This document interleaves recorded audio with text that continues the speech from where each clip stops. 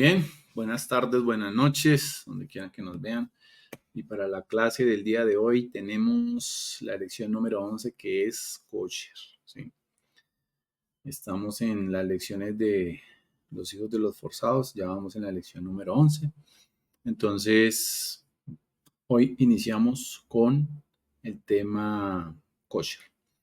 Se ha pensado que kosher es solamente no comer puerco o no comer ciertos alimentos inmundos. Entonces, o sea que se ha realmente limitado en lo que es el común pensar allá afuera en otras denominaciones, doctrinas, etcétera, sectas, religiones, etcétera, que esta definición realmente está limitada como definición solo a esos animales que no podemos comer sin tener en cuenta lo que es la ley de kosher y que eso abarca mucho más. Entonces, primero la palabra hebrea kosher quiere decir aceptable y es aplicada también en el Talmud a la Sefer Torah o a la Mezuzá, ¿sí? Y que se dice estar kosher si es que realmente eso está preparado correctamente o está elaborado correctamente. Pero hoy en día esa palabra es más usada con respecto a los ingredientes y el proceso del alimento que está bajo las leyes Carrut. Entonces, el alimento prohibido se le llama trefiá. Treifá en hebreo. Y originalmente la palabra treifá se le aplicaba a la carne que había sido conseguida con sufrimiento del animal. Pero hoy se le aplica un término más general. Entonces, bueno, ¿qué son las leyes Carrut?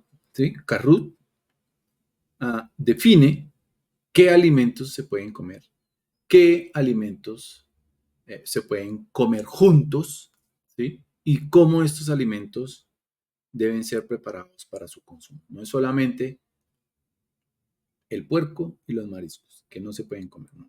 Eso va mucho más allá de lo que son las leyes CAR. Entonces los alimentos, para poder comenzar a identificar, dividámoslos en tres tipos de clase. Uno que son los lácteos, los otros que son las carnes y los otros que son el parpe. Se han dado varias razones para observar esas leyes, ¿sí? Lo más popular que nosotros podamos comprender es que los animales inmundos no son saludables, pero esa razón realmente no, no se encuentra en el Talmud, ¿sí? El propósito principal en la Torah pues tiene que ver con santidad, con santidad. Bueno, ¿qué tiene que ver el comer con la santidad? Bueno, la respuesta a esa pregunta se encuentra en la presentación de un rabino Braverman, en la sección 3 de esta lección, que ya lo vamos a ver más adelante. Entonces, cuando nos comencemos desde la Torah, en la Torah nosotros encontramos el libro de Levítico, vamos allá a el capítulo 11, por favor, léanlo detenidamente, luego pasamos a Deuteronomio 14 y allí vamos a encontrar en el capítulo 3, el versículo 3 hasta el versículo 21, y allí vamos a encontrar lo que establece realmente es una lista de animales que no podemos consumir, no podemos comer. Y se nos dice en Levítico 11:24 que aún, ojo, aún el tocar los cuerpos muertos de esos animales a nosotros nos declara ser inmundos hasta la noche. Y también se indica que las vasijas, y eso también tiene que ver mucho con ese proceso en el cual algunos más adelante tendrán dudas para llegar a entender lo que es la ley de Karshut, pues también se aplican a las vasijas que entran en contactos con partes de los animales o aún el agua que se utiliza en el lavado de esos animales, pues va a ser inmundo, ¿sí? Entonces, tengamos en cuenta eso, lo que son los utensilios y todo lo que se puede utilizar para esto. Pero más adelante, si alguien tiene dudas, preguntas, pues por el interno para que podamos responder estos interrogantes. Los rabinos con los años también han aplicado estas leyes de kosher a cómo se utilizan, como les digo, los instrumentos de comer en la casa debido al precepto de no mezclar la leche con carne. Entonces, y recordemos que en Éxodo 23:6 se nos dice, se nos indica que no cocinarás un cabrito en la leche de su madre. ¿Sí? Cuando nosotros vamos a conocer la vida de un judío ortodoxo, debido a eso, cuando se va a una casa ortodoxa, pues se tiene más de una vajilla, ¿sí? Usted va a mirar que hay dos neveras, ¿sí? Y pues una es para productos lácteos y otra para las carnes. Pero no es el propósito de esta lección entrar en esos detalles de cómo mantener la casa kosher. Y esto pues más adelante lo vamos a tocar o a ver, ¿sí? O por qué razón todas esas leyes se tienen en cuenta. Sino el propósito de esta lección es poder explicar la razón del por qué tratar de obedecerlas. ¿Sí? ¿Por qué? Explicar esto. Y no todas las leyes se pueden explicar. Nosotros ya hemos tenido algunas clases al respecto, pero pues algunas tienen una posible explicación con la salud y otras y una manera pues saludable de vivir. Por ejemplo, la razón de salud que creemos en no comer carne con queso o leche, pues es interesante. Y uno de los procesos industriales más rápido para cortar la leche y hacer queso es usando, por ejemplo, un pedazo de estómago de una vaca como un catalítico. Y pues inmediatamente la leche entra en contacto con un pedazo de estómago de una vaca como catalítico, pues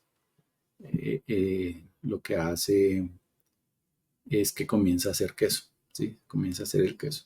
Entonces, esto quizás sea una explicación o una razón por la cual no debemos combinar la leche y la carne en el proceso de digestión. Pero nuevamente tratamos de poder entender la razón por las cuales el Eterno nos manda ciertas leyes eh, muy raras para nosotros y tal vez sin explicaciones. Bueno, entonces en el mercado nosotros vamos a encontrar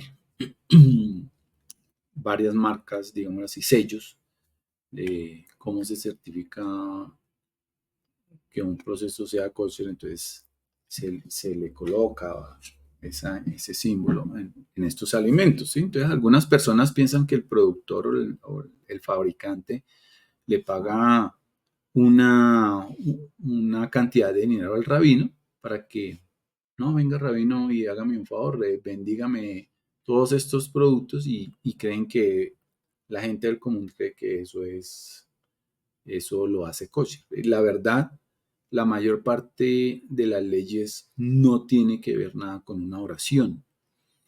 Kosher actualmente tiene que ver más con el tipo de alimento y su manejo o el proceso correcto de preparación o del manejo.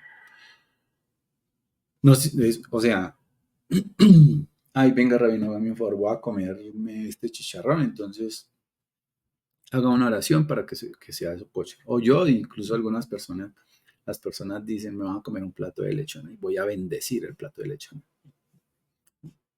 El marrano Dios lo hizo un animal no apto, con su oración no lo va a hacer apto. ¿Sí? Es un animal que ya él lo estableció no apto para el consumo. Bien, entonces, y ya, punto. Entonces, algunas personas piensan que, por ejemplo, en este trabajo se debe que los rabinos lo hagan gratis, no. Incluso usted cuando va a buscar un producto kosher, pues el precio de consumo es mucho más alto y en verdad es una buena práctica para ambos lados. ¿Por qué? Porque el fabricante se beneficia porque pues se le abre un mercado de millones de personas que entienden la práctica saludable de ser un producto kosher.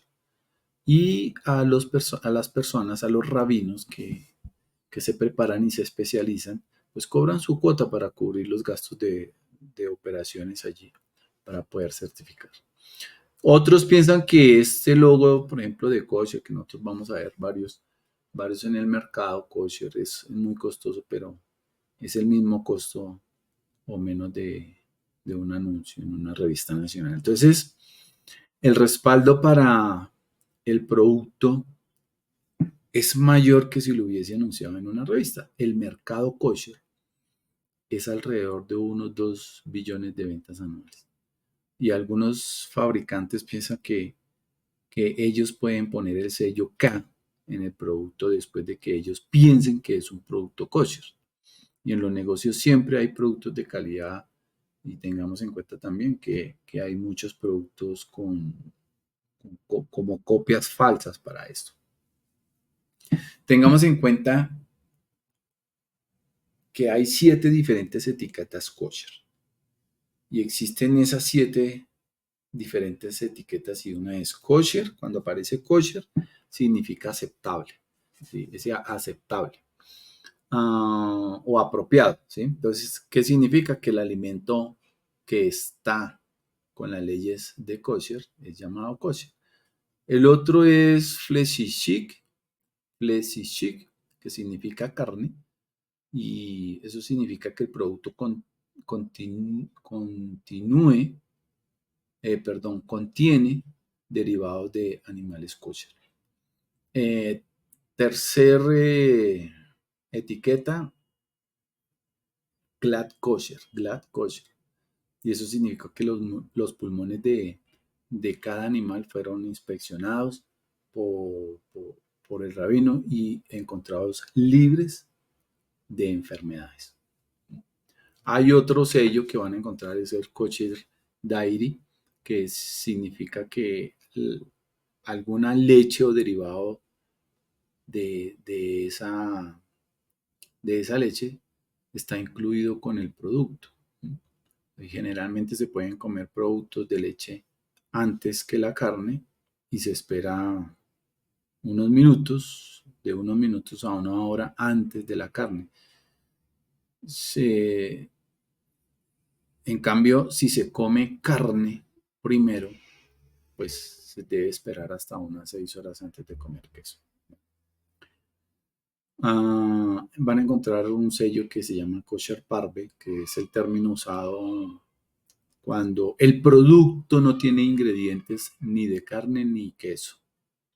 Ni carne ni queso. Parve significa neutral, o sea que esos productos contienen ingredientes tales como pescado, como huevos, como granos, como miel de abejas o vegetales. ¿Sí? Sí, vegetales. Hay otro sello que van a encontrar que se llama Kosher Dairy Equipment, que significa que aunque se limpió el equipo, puede ser que contenga partículas previas. Y el último kosher, otra clasificación u otra diferente etiqueta kosher, es kosher for Passover. O sea, es el sello que va en los productos que cumplen con los requisitos específicos del Pesach, ¿sí? De la Pascua judía. Entonces, un certificado kosher,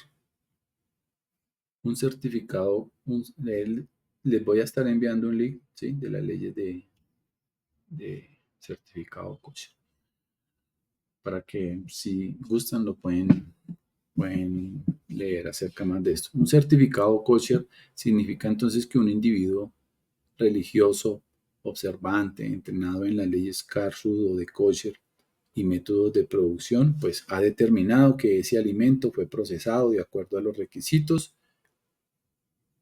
de la religión judía. ¿Sí? Entonces, hay diferentes organizaciones. Esas organizaciones utilizan símbolos o logos que son específicos para indicar que ese producto ha pasado la inspección kosher y algunos productos necesitan el rabino todo el tiempo para estar ahí verificando. Hay otros que solo con visitas puede certificar esos productos como kosher. Bueno. Como les había compartido, les había comentado anteriormente, lo kashrut y las razones para cumplir con las mitzvot.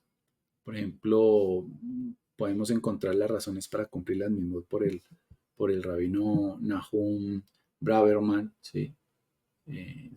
Quien estudió filosofía en la Universidad de Yale, recibió su ordenación rabínica en Aish HaTorah en el año 83 y desde entonces ha sido el director también educativo de Aish HaTorah en Los Ángeles y él ha enseñado en sus seminarios no solamente las razones para cumplir las mitzvot, sino que también tiene otros, otros artículos como dentro de su seminario acerca del matrimonio. Hay diferentes categorías de mitzvot y nosotros ya hemos visto acerca y hemos hablado acerca de este tema. Recordemos, nosotros estamos familiarizados con la idea judía de comer kosher, ¿sí? Pero lo que no está muy claro es la razón de las cuales estas leyes de Karut, ¿sí? Esas leyes de Karut, ¿por qué? ¿Sí? Y las leyes de Karut pues entran en una categoría de mitzvot especiales llamadas Hukim.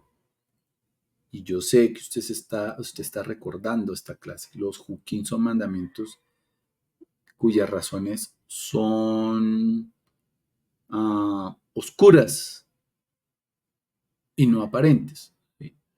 Dentro de los 613 mitzvot en la Torah pueden ser divididas en tres categorías diferentes. Entonces recordemos, los mishpatim, que esas son las leyes por las cuales el hombre podría intuir por sí mismo y aun si no hubiesen sido ordenadas por la Torah, pues entonces, esto tiene una lógica, ¿sí? La raíz de la palabra mishpatim es justicia, mishpat, ¿sí? Y hemos tocado todo este tema de justicia en las escrituras. Entonces ya nos vamos familiarizando también con los términos extendidos o de dónde viene la palabra. Entonces, estas misbot que mantienen una sociedad, pues la mantienen armoniosa, como por ejemplo, no matarás, no robarás, ¿sí? Entonces, esas son misbot y esa obligación de tener un sistema de justicia, pues también las hace aplicables a ellas. Entonces, hay otras mitzvot que son las edot, que esas son las mitzvot que conmemoran hechos importantes en la historia judía. Por ejemplo, la observancia de Pesach conmemora el éxodo, eh, la fiesta de Shavuot conmemora la entrega de la Torah en el monte Sinaí. ¿Sí? Y la otra clasificación entra en las categorías de los Hukim. ¿Sí? Como ya hemos hablado antes, son mismo que sus razones pues son, digámoslo así, como oscuras, no puedo observar, no puedo comprender bien, no puedo ver bien. Un ejemplo es uno que se llama el shatnez, ¿sí? La prohibición de vestir una ropa que esté hecha con lana y lino entremezclados, ¿sí? Que también ya lo hemos tocado ese tema. Las leyes de Kashrut, pues entonces entran en esta categoría de las leyes Hukim. Entonces, frecuentemente nosotros escuchamos que las personas dicen que la comida kosher es más sana o limpia, o que los animales kosher no causan enfermedades como por ejemplo la triquinosis.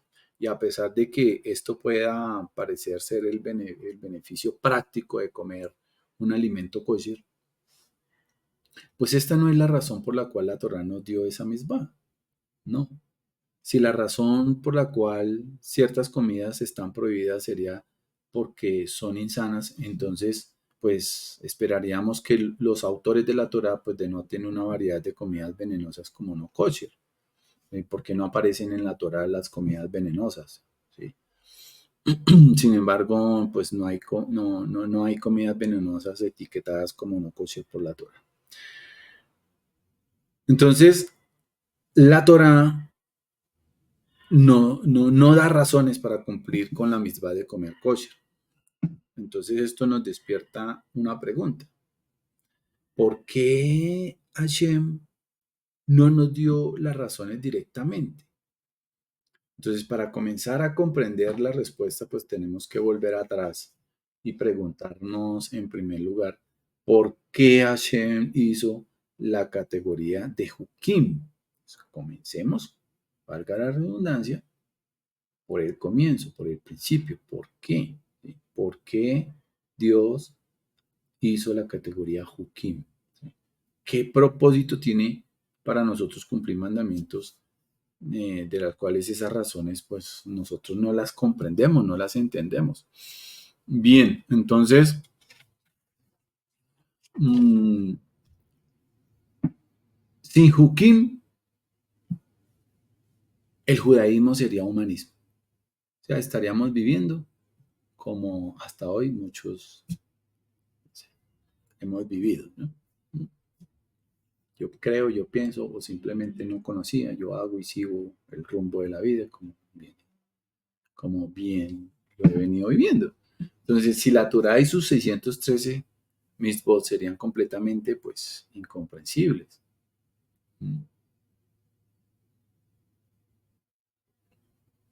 Porque comenzamos a estudiar, y bueno, cuáles son la clasificación, esto, por qué, esto, lo otro. ¿Cómo piensa que puede afectar nuestra relación con el judaísmo?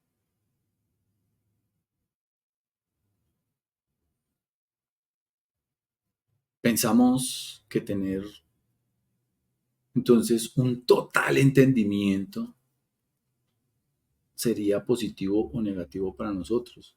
Pues no sé, ¿sí?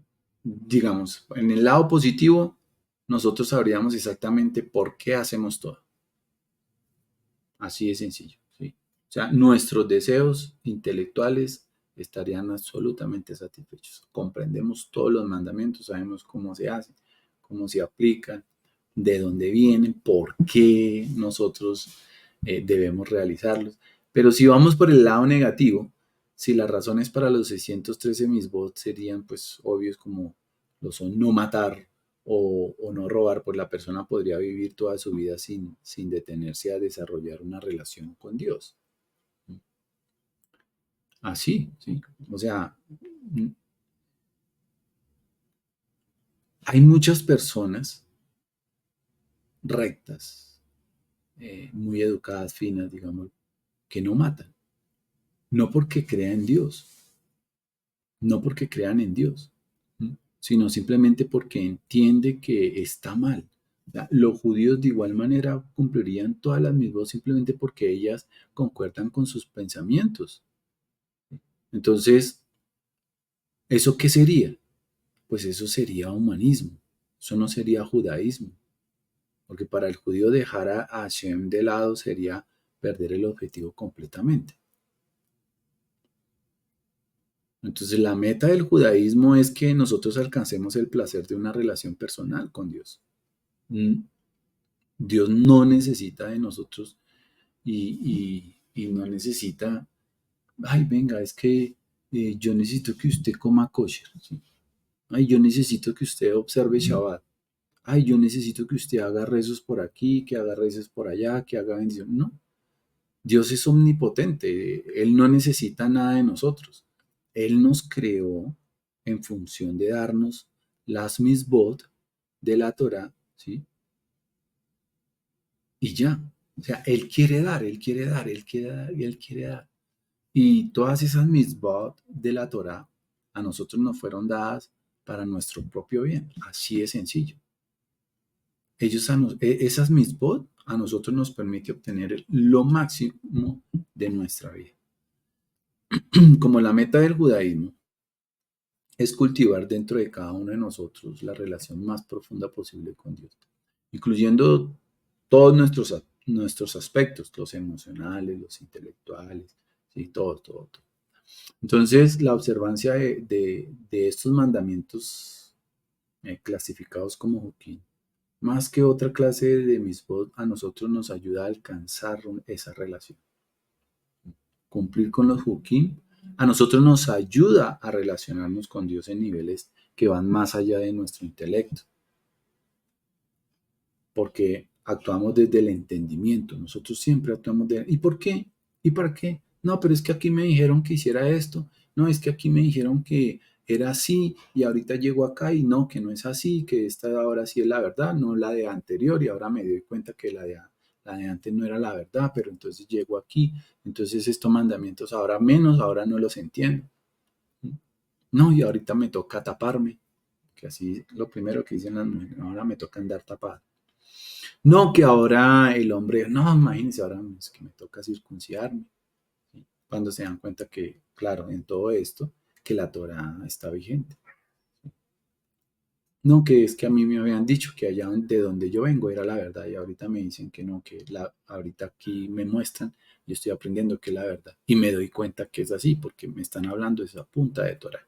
No, que es que yo pienso, yo creo que así, que la tradición, que lo que trajeron, que, etc. Nosotros actuamos desde el punto de vista del entendimiento, ¿sí? De que cualquier directiva que viene de un ser perfecto, pues, hombre, solo puede ser para nuestro beneficio. Si lo dice la Torah es para tu beneficio y no necesariamente porque la mitzvah en sí tenga sentido para mí, no es que, ya entiendo, no, es un hukim,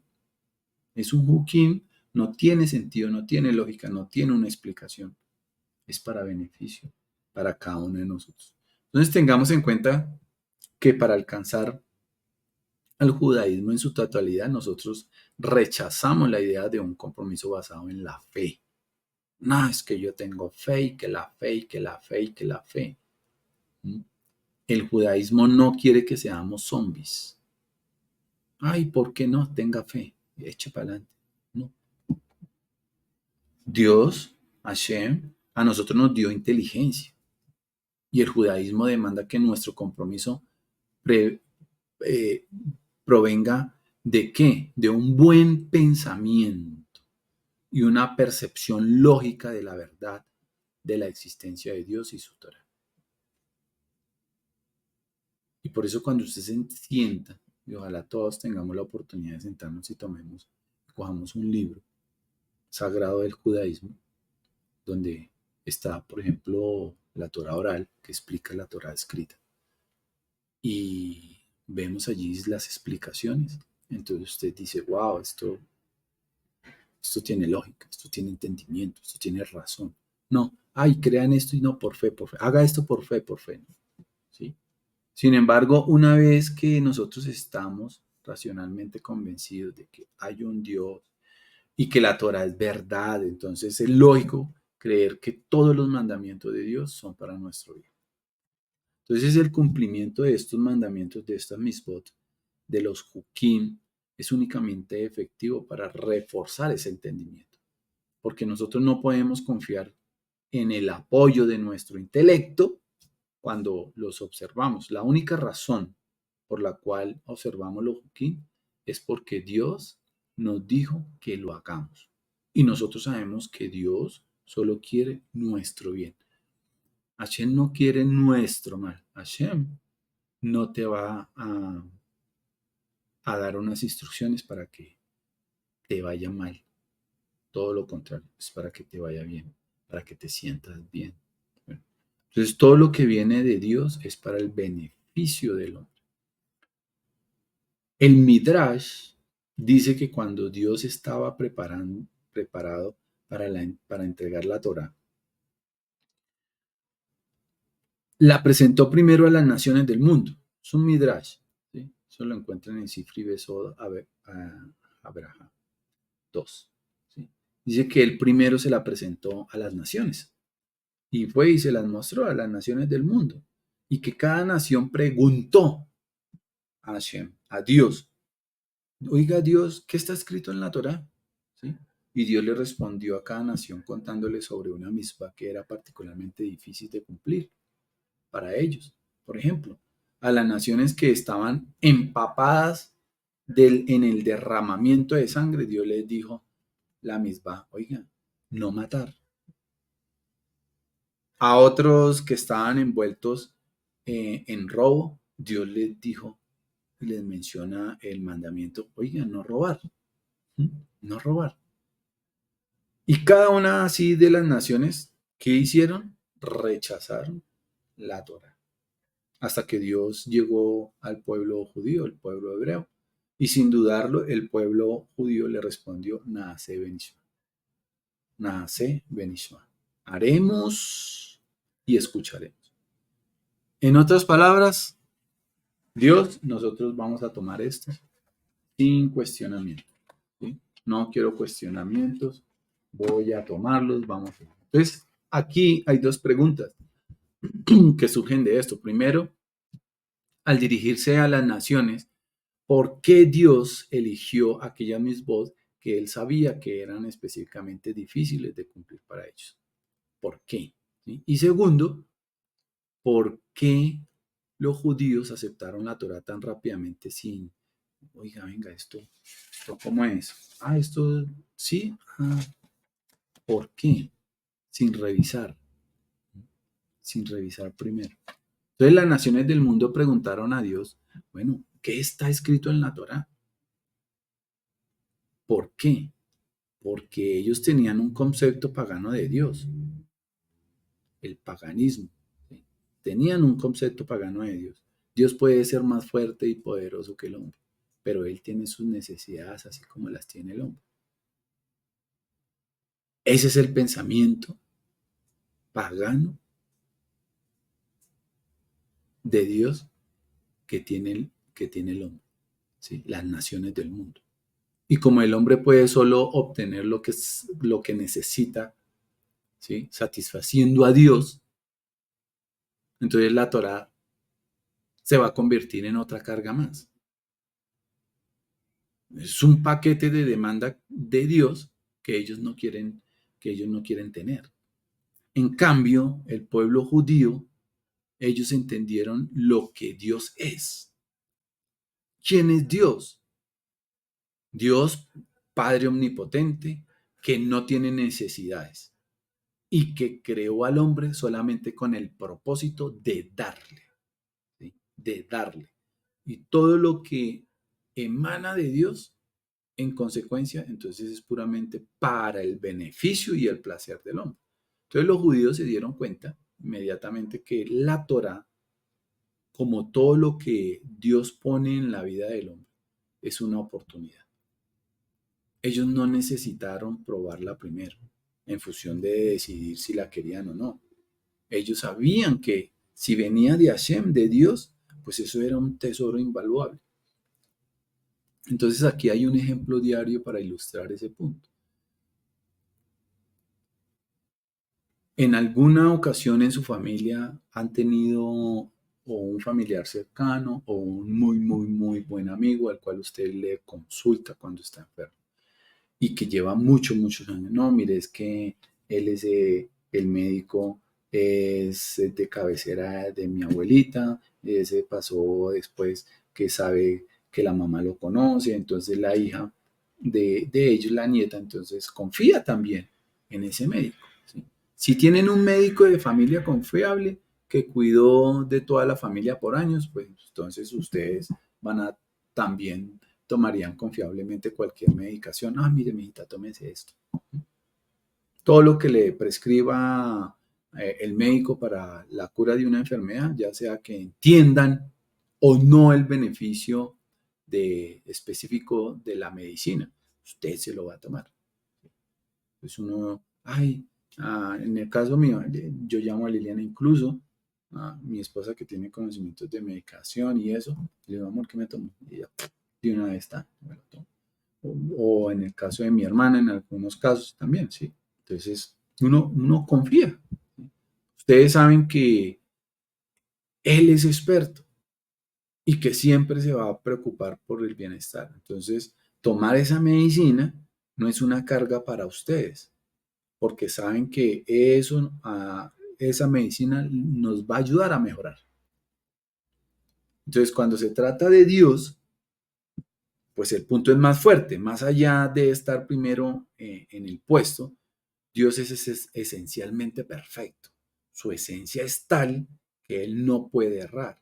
Y es por eso que los judíos supieron sin ninguna duda que las misbot pues solamente son para el beneficio de ellos. Y las naciones del mundo pues ellos quisieron entender cada misbah en particular, porque no reconocieron la infabilidad de la fuente. Ellos buscaban una razón para no estar obligados. Y es por eso que Dios les dio lo que querían.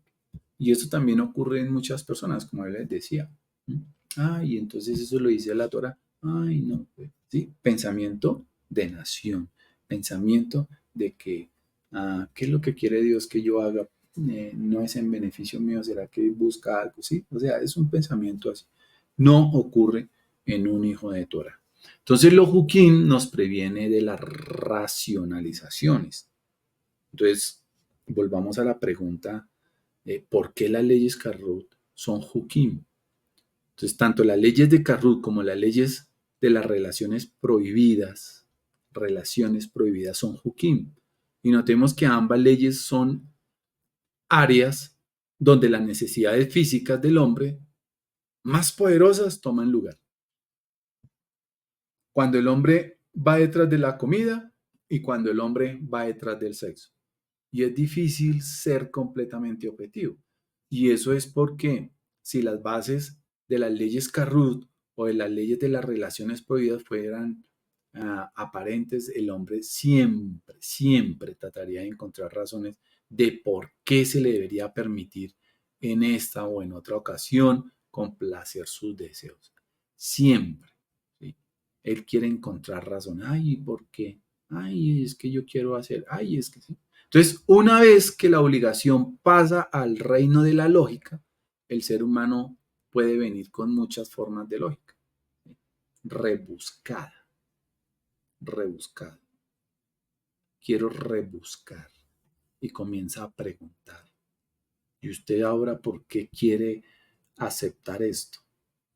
Pero si antes esto y antes no me hacía daño, pero usted por qué ahorita esto? Pero si el gran sabio de allí, de los que tiene 3.000, 10.000, 5.000, nos dijo que esa era la verdad, ¿sí? O en alguna predicación de santidad que le dice a un pastor, coma marrano, hermano, coman marrano, porque Jesús hizo limpio los marranos, ¿sí? Coma puerco, diga yo como puerco, y hacía cantar a todos esos cientos en esa congregación. Y así sucede. Eh, Comienzan a buscar en su lógica, pero rebuscada, para poder racionalizar lo que quiero hacer, lo que esa persona quiere hacer. Por ejemplo,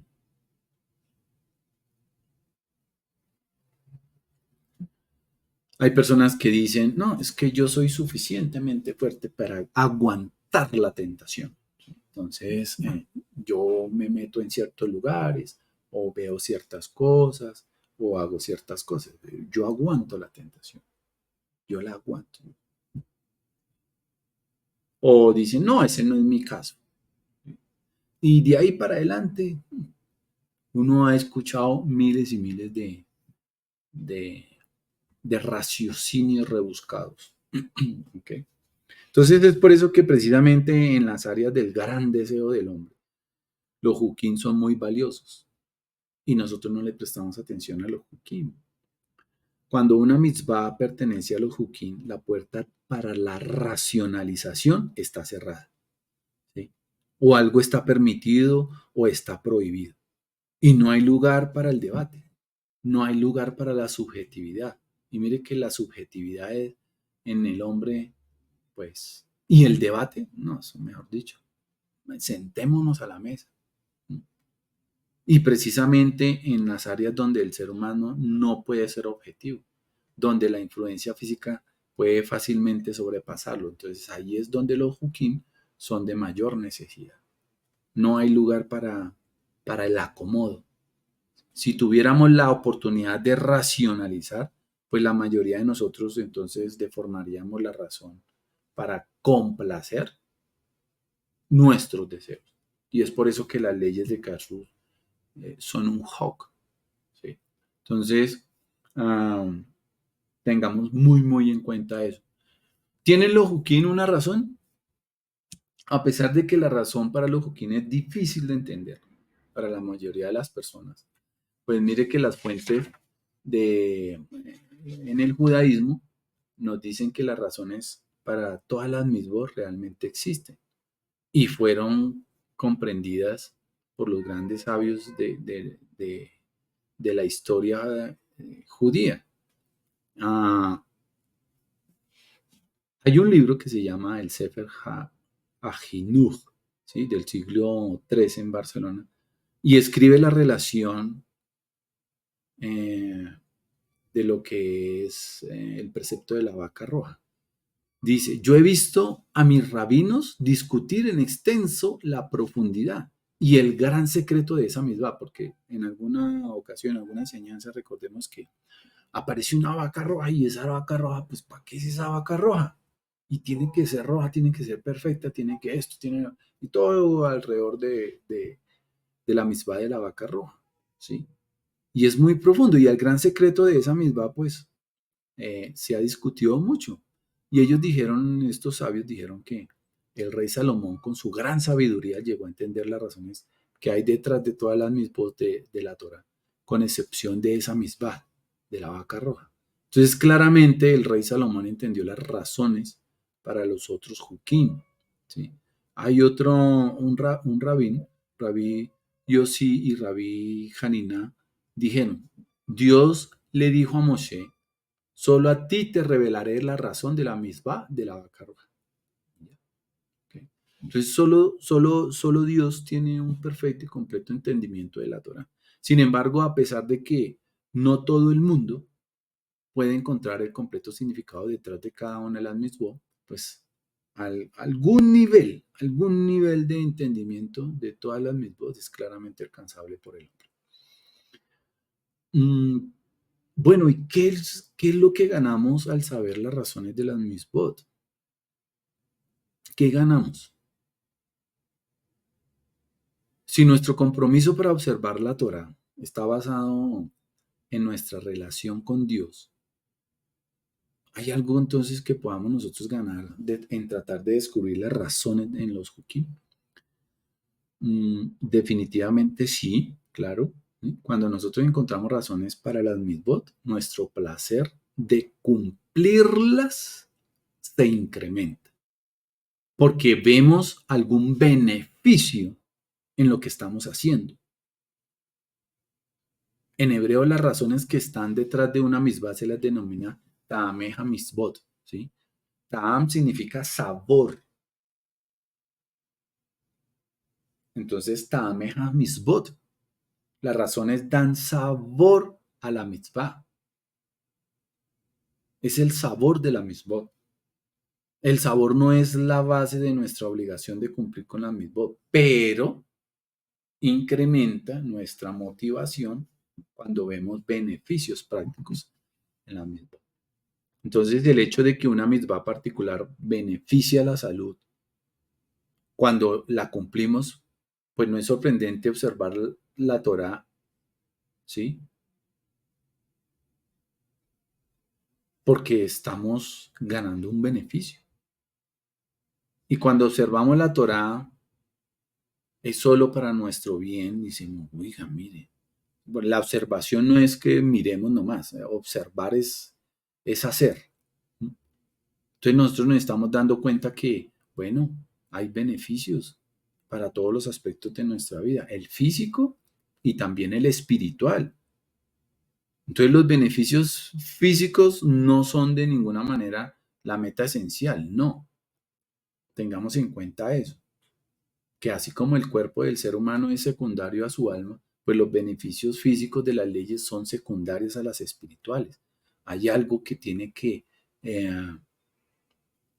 vincularme en esos mandamientos, esas mitzvot, en las cuales están en práctica, se están haciendo, y que les estoy sacando sabor, pero realmente nosotros nos demos cuenta que hay algo espiritual, ¿sí? Hay algo espiritual en lo cual también me está beneficiando.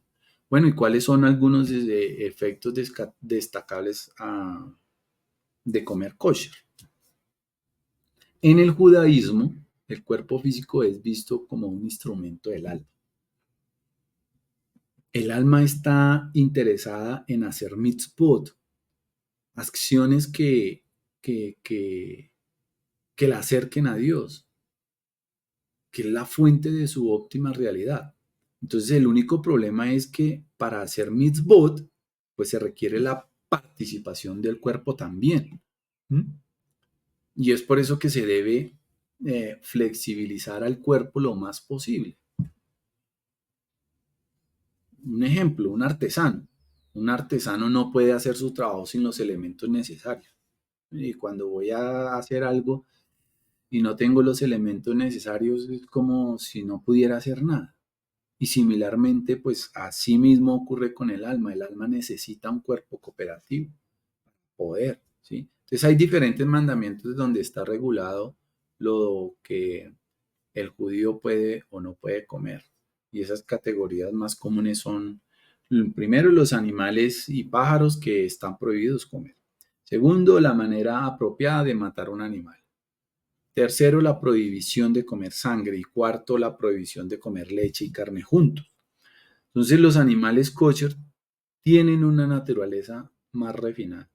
Los animales kosher tienen una naturaleza más refinada. ¿Sí? Repito, los animales kosher tienen una naturaleza más refinada. Para que un animal sea kosher, debe ser rumiante y tener las pezuñas partidas. Los animales o hendidas, ¿sí? Como aparece en las Biblias. Los animales con estas características son herbívoros, ellos no pueden cazar. ¿Por qué? Porque tienen pezuñas hendidas, tienen pezuñas partidas. Entonces, ellos comen despacio, ellos comen masticando su alimento y ellos no matan para comer. Entonces, ellos son, o sea, ¿cómo ves esos animales? Que son mansos, son de una naturaleza suave. En contraste con los animales carnívoros y las aves de rapiña, tú las ves y sí. Y estos no son animales kosher, ellos cazan, ellos matan a otros animales. ¿Mm? Entonces ellos destrozan la carne y la piel la piel o el cuero de los otros animales para poderlos comer e incluso hasta se los comen enteros. Entonces ellos son predadores por naturaleza. Y la Torá nos permite comer los animales cuya naturaleza es más refinada, ¿sí? Y no son inconsistentes con lo que nosotros tratamos de alcanzar en nuestro desarrollo personal. La Torá no quiere que nosotros consumamos la naturaleza cruel de los animales predadores. Entonces, el distanciamiento de este tipo de animales, ¿sí? El apartarnos de este tipo de animales, el hacernos más kadosh, que eso es lo que significa ser santo, apartado, distanciarnos de este tipo de animales, a nosotros nos da un constante mensaje de que el judaísmo, ¿qué es lo que busca? Busca distanciarse del comportamiento cruel y no refinado. El judaísmo dice, tú eres lo que comes. Incluso estudios científicos muestran que esa afirmación es correcta. Lo que introducimos en nuestro cuerpo realmente afecta a nuestra personalidad. ¿Sí? Entonces el karú y el refinamiento del carácter, pues en la Torá también nos enseña cómo tratar los animales. Y a pesar de que hoy en día está ah, muy de moda, digámoslo así, o bueno, no sé cómo decirlo, el tema de, de los animales, los derechos de los animales, ¿sí? Activistas por los derechos de los animales. Y en cuanto a los judíos observantes de la Torá, pues están de acuerdo, ¿sí? En que los animales no deben ser tratados cruelmente. Sus medios para lograr, para, son diferentes. Los activistas al mundo judío. Los activistas por los derechos de los animales principalmente se preocupan por los derechos y los sentimientos de los animales. Y para el judío, sin embargo, igualar esos derechos, entre comillas, del animal a los derechos humanos no es la manera de lograr un refinamiento del hombre, sino al contrario, lo degrada a igualarlo con los animales, a igualarlo con los animales. Entonces las leyes de Kashrut no fueron dadas para elevar los derechos de los animales, sino que fueron dadas para ayudar al ser humano a desarrollar su sensibilidad hacia las creaciones de Dios. Como quien dice, uy, ¿por qué el perrito? ¿Sí? Para enseñarte esto, sensibilidad, para enseñar misericordia, mejor dicho. Eso es. Entonces no es correcto para un ser humano que trate de perfeccionar su carácter tratar a los animales inadecuadamente. Bueno, entonces por eso es que el judaísmo prohíbe arrancar un miembro de un animal viviente o practicar la caza. ¿Sí? No podemos asustar o amenazar animales innecesariamente. Y tenga en cuenta, está prohibido cruzar dos animales de diferentes especies porque eso causa angustia al animal. Nosotros debemos ayudar rápidamente por ejemplo, a descargar un animal que ha finalizado de transportar algo. Y para los que tenemos animales, tengamos en cuenta que dentro de lo que um, del judaísmo y como ley también, nosotros debemos alimentar a nuestros animales antes de que usted se siente a comer sus alimentos. Usted debe ir y darle alimento a sus animales. ¿Sí? ¿Por qué? Porque es que de pronto usted comió, se fue a dormir, se fue a lavar los dientes, porque si de pronto se le olvida. ¿Okay? Entonces, similarmente, las leyes de Shehitá son designadas para asegurar que el animal no sufra dolor. Para nada puede sufrir dolor, ¿sí? Cuando se hace el sacrificio. El cuchillo debe estar extremadamente filoso para que el corte sea indoloro y la arteria principal que provee la sangre al cerebro, pues sea cortado, uh, mejor dicho, fácilmente. Y de esa manera, ¿qué ocurre? Que el animal no va a sentir dolor, ¿ok? No va a sentir dolor. Entonces, estas leyes son para que el hombre mantenga y desarrolle una sensibilidad humana y mejore sus cualidades. Bueno, ¿y por qué los judíos no comemos sangre? La Torah dice en Levítico 17:10 que está prohibido comer sangre, porque el alma de todas las criaturas está en la sangre, dice la Torah. Como está escrito también en Génesis 2:7, cada ser humano tiene un nefesh, ¿sí? Y una neshama. El nefesh es definido como el alma de un animal, ¿sí? La fuerza de vida, el instinto, el impulso animal. Y la neshama, en contraste, es un componente puramente espiritual. Es una chispa divina, la neshama. Es una chispa divina que distingue al hombre del animal. Entonces esa es la parte de nosotros que ansía por la espiritualidad y la cercanía a Dios.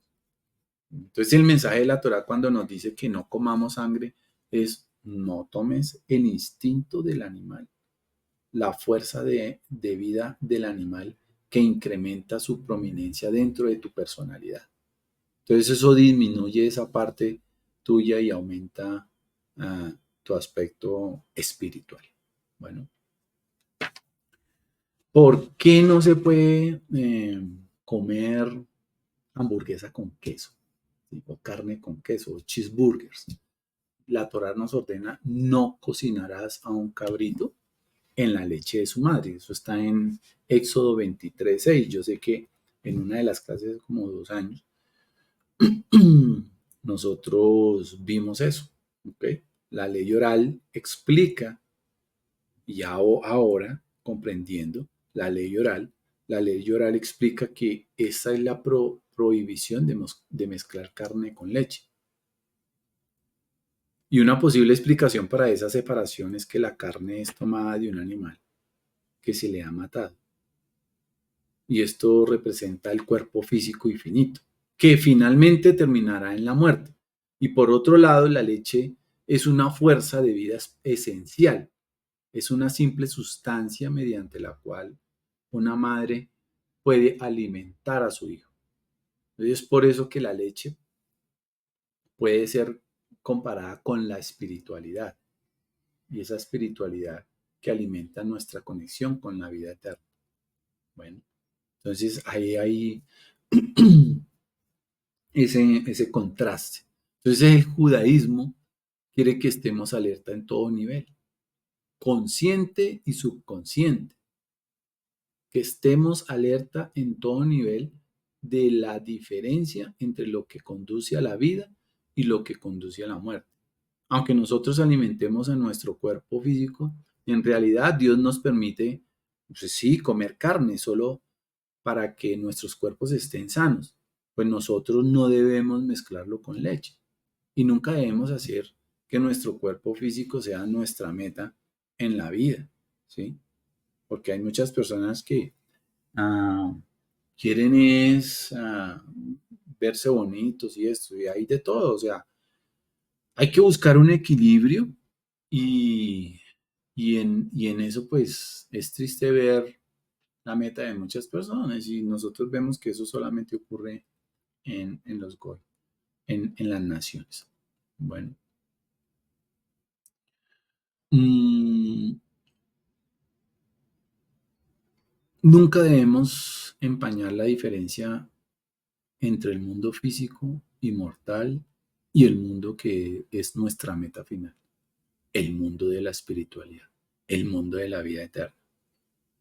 Por eso, por eso se hacen méritos, y cuando nosotros llegamos a este punto de poder comprender lo que es la Torah y que la Torah está viva y no es parte de algo viejo ni que ya caducó, pues es para hacer méritos para una vida venidera.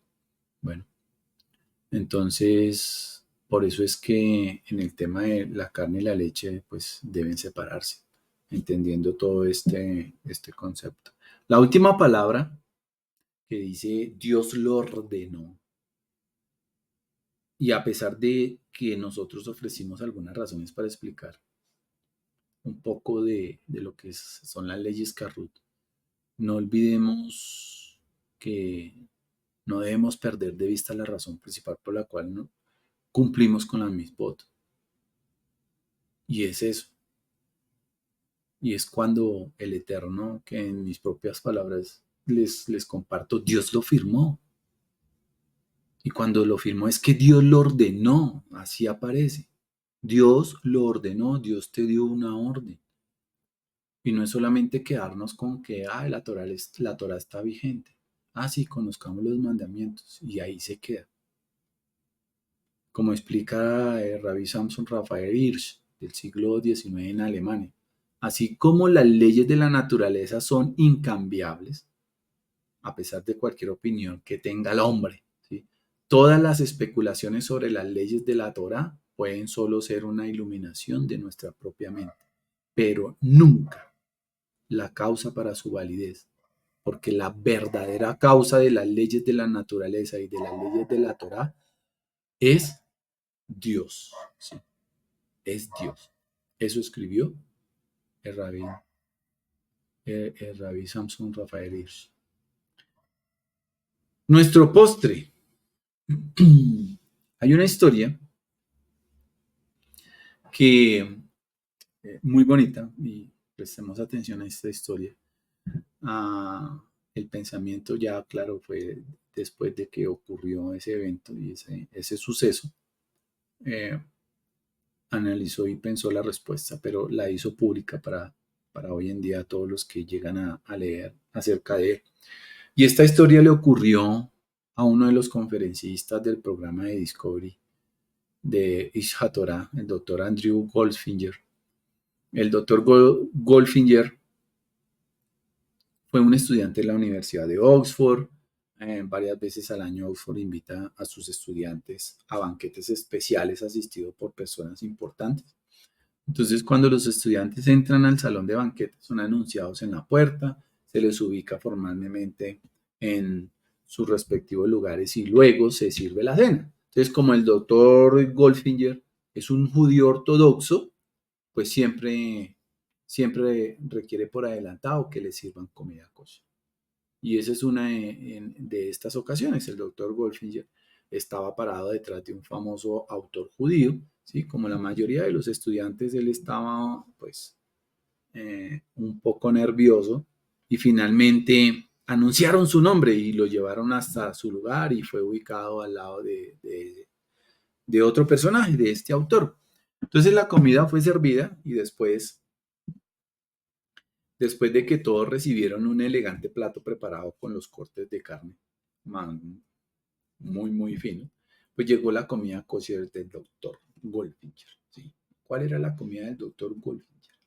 Pues la comida que nosotros a veces le mandamos a Giancarlo, porque en ese contexto pues no hay comida kosher o comida apta, por lo menos un poquito, no en el extenso nivel de las leyes kosher, porque pues nadie, eso tampoco, no existe allá, ¿sí?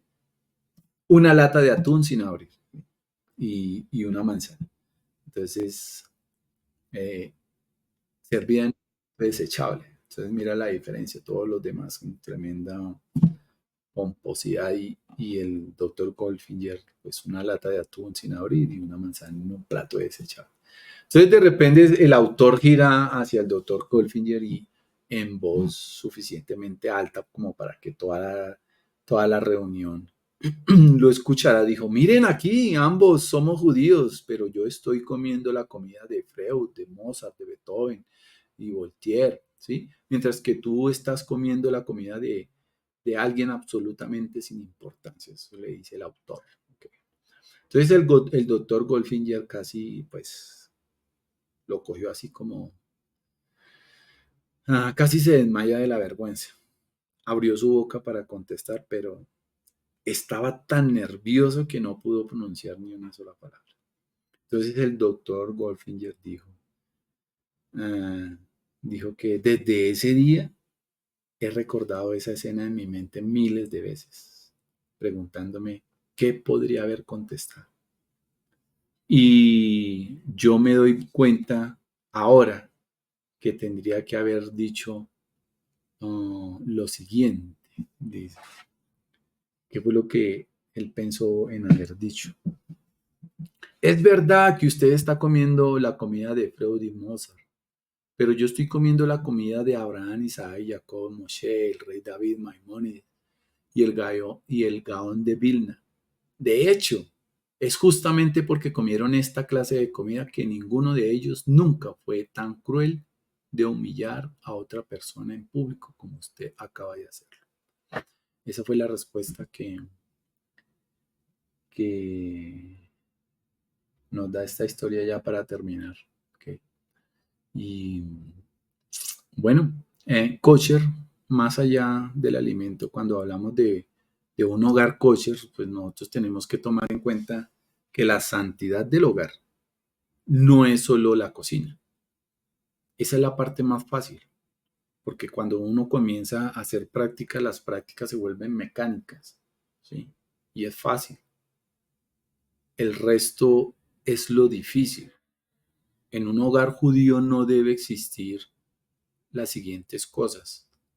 Ah, imágenes cristianas de ningún tipo, sea una cruz, fotos de JC, arbolito de Navidad, etcétera, todo lo que usted eh, crea y venga a su mente. Nada que tenga que ver con la hechicería, incluyendo juegos de los niños como como esos que salen muy sutilmente en los juegos animados y eso, ¿sí? Libros, y, no, que es que esa historia es chévere, ya saben a qué me refiero. Nada de pornografía, incluyendo canales de televisión que son tan sutilmente introductorios en la televisión, ¿sí? Que solo presentan adulterios, presentan homosexualidad, lesbianismo. Nada de palabras violentas o lenguaje profano que hieran a nuestros semejantes, ¿sí? Y estimula la violencia. Entonces, tengamos en cuenta eso, el exceso de bebidas alcohólicas. No se le debe presentar a los niños que tomar alcohol es un estilo de vida, ¿no? Eso no puede llegar a suceder. Se debe moderar el uso y enseñar que el exceso de alcohol pues eventualmente produce problemas en la vida. Entonces, en conclusión, familia, nosotros debemos limpiar nuestro hogar de todo aquello que nos aleja del Eterno, ¿sí? Y nos aleja de la presencia de sus santos ángeles. ¿Cuánta gente, imagínense, hoy en día pues ha entrado como en ese ambiente de comprar y de entrar en eso de la comida kosher o las leyes carro? Y como les dije, es una oportunidad también de negocio, incluso para las mujeres que dicen, bueno, y ahora yo entro en este tema y ahora qué voy a hacer. Pues mire, son oportunidades. Y ya las he visto, las conozco eh, que no se quedan quietas, las mujeres no se quedan quietas, pero es una oportunidad de mercado que sigue en crecimiento, en necesidades, en demanda. ¿Por qué? Porque la gente está volviendo a la Torah. Bueno, está volviendo a la Torah. Bien, amada familia, aquí hubo esta clase. Esta es la, la, que la, la clase de kosher. Hay un tema que es también el vegetarianismo y debemos tener en cuenta esto también. Definitivamente que si relacionamos el comer carne de una forma correcta a kosher y para nuestra santidad surge un interrogante que hay, bueno, y el vegetarianismo, ¿sí? El tratar de vender que el asunto del vegetarianismo es un nivel de santidad más alto que el ser carnívoro es idéntico al asunto del celibato católico, cuando se presentan las escrituras cristianas de Lucas 19:12 y 1 Corintios 7:1. Nosotros sabemos claro que el primer mandamiento dado a la humanidad fue el de casarse y multiplicarse. Y Génesis 1:28, o sea, claramente está en contra de la Torá. Y que entonces no permanezca soltero y no tener hijos, no, ¿sí? Entonces la comida principal recordemos, cuando estaba el templo, ellos qué comían, ¿qué era su principal plato? Pues la carne. Y estos eran los que más cerca estaban a dónde, a la santidad con el Eterno. Entonces fue el Eterno el que le reguló la dieta alimenticia a ellos. El mismo profeta Elías antes de ser trasladado al cielo, sin ver muerte, el Eterno le enviaba cuervos con qué? Con pan y carne para comer. Y en Primera de Reyes 17:6 ahí lo dice. O sea que se ve claramente que el no comer carne no tiene nada que ver con la santidad. Pues comemos carne tranquilamente, pero ya sabemos los temas kosher y más allá usted puede comenzar a estudiar más acerca de las leyes Carrot. Y con todo esto, pues existen sectas incluso cristianas que establecen que el no comer carne es una práctica más elevada que el kosher establecido por el Eterno. Y una vez más, al estar desconectados del olivo de Israel, de la Torá, se confunden y comienzan a inventar leyes humanas, su propia Torá oral, ¿sí? Todas estas congregaciones que no tienen nada que ver con la santidad que presenta el Eterno en su Torah. Entonces, ah, hay que tener un balance, un balance. El que quiera abstenerse de carne, pues que lo haga. Solo que tenga cuidado con los sustitutos de las carnes, porque van y compran sustitutos de las carnes y todos esos alimentos, a esos alimentos, ¿qué les introducen? Un poco de químicos del proceso y recordemos que tengamos en cuenta que todos esos químicos que le introducen como ingredientes a estos alimentos, pues producen cáncer, ¿sí? Entonces, pues no critique que al que come carne, pues el comer carne kosher está bendecido por el Eterno. Y comienzan a criticar los que comen kosher. Bien, entonces tengamos eso en cuenta, amada familia. Entonces nos vemos para la próxima clase.